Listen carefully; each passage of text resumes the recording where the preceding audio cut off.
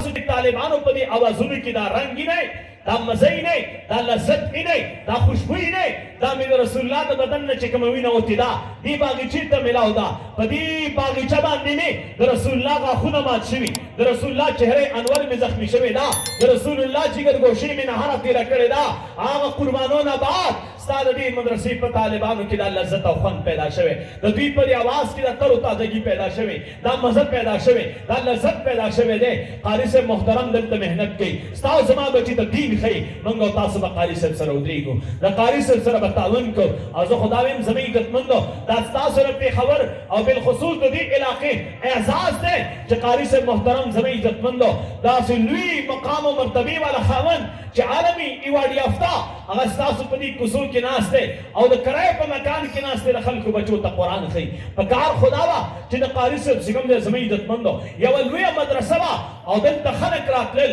او زموږ عزتمندو خلکو بچو قرآن زده کو خو زموږ عزتمندو قدر زر زرگر شناست قدر جوهر جوهري قدر گل بلبل شناست قدر دل شیرالي د زرو په قدر زرګر پوهېږي او دا یاد ساتئ چې کومو خلکو سره نعمت ورسوي د هغه نعمت نه قدري کوي کله چې د زوال د نعمت راشي د خلکو سره قدر پیدا شي اوهو دا خو ډېر لویه خطا موږ نه شوې ده اوس زموږ عزتمندو زه اکثر د خپلو ملګرو ته وایم ای خلکو تاسو زموږ په مرګ باندې قدر مه کوئ په ژوند هم قدر وکئ په مرګ باندې بازوګان د کټ مه ماتوئ په مرګ باندې سپونه مه جوړوئ په مرګ باندې لارې مه بندوئ په مرګ هم زموږ عزتمندو جنازو کې غوبلې مه کوئ په دې ژوند باندې د خپل مسجد د خړ پړ مولا قدر وکړه د دې مدرسې د دې خړ پړ استاد قدر وکړه او زه خلکو ته وایم خلکو موږ او تاسو د مسجد د مولا د مدرسې د استاد په دې بېوسه ورځ چېرته خفه شوي موږ او تاسو د مسجد د مولا په سپین ګیري پلار چېرته خفه شوي د قاري صاحب په والد محترم